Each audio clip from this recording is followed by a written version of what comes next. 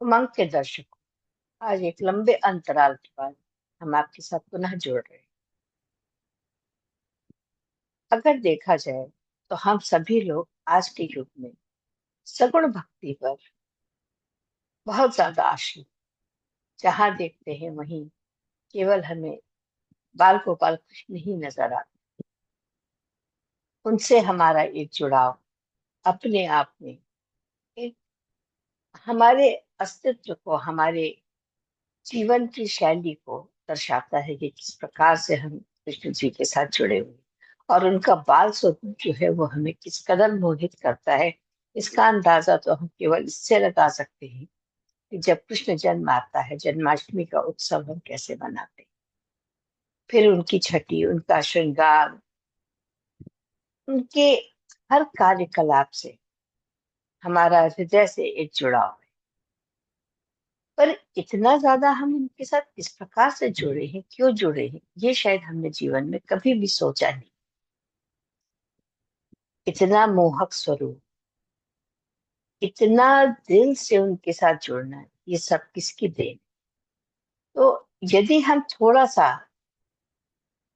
अपने भूत में जाए तो हम देखेंगे कि हमारे कवि सूरदास जी, जो कि भक्ति काल के एक उत्कृष्ट कवि, उन्होंने कृष्ण जी को बिना देखे किस प्रकार से उनके बाल स्वरूप का, उनके शिशु स्वरूप का, उनकी युवावस्था, उनके गोपियों के प्रति प्रेम को, राधा के प्रेम को, विरह को किस प्रकार से दर्शाया है, ये अपने आप में एक अद्भुत चीज है।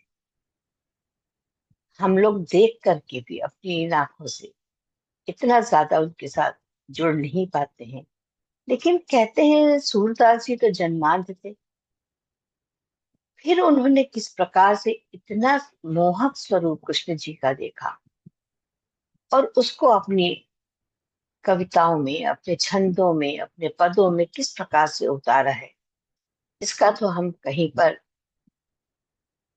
जो भी वर्णन पढ़ते हैं उससे समझ में आता है कि वास्तव में उन्होंने उनके दर्शन पाए।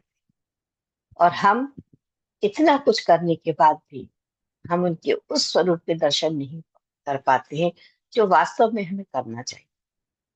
तो दर्शकों, इसी बात को मद्देनजर रखते हुए हम आपका परिचय, आपको जोड़ने की चेष्टा करेंगे उनके प्रत्येक पद से, कि किस प्रकार से माता यशोदा ने उनको अपने हृदय से लगा के, पालने में झुला के, उनको एक एक निवाला खिला करके, कैसे उनके हर इच्छा को पूर्ण करके उनका पालन पोषण किया।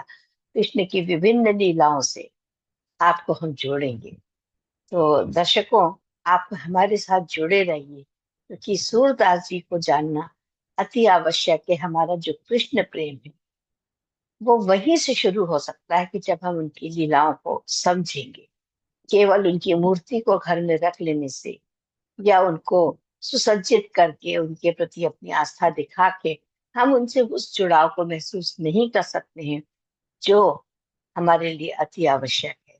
तो जुड़े रहिए, बने रहिए, और हम लगातार आपको कृष्ण के बाल स्वरूप से लेके उनके द्वारका जाने तक सारे छोटे छोटे पदों को आपके सामने प्रस्तुत करेंगे। तब तक के लिए विदा। नमस्कार।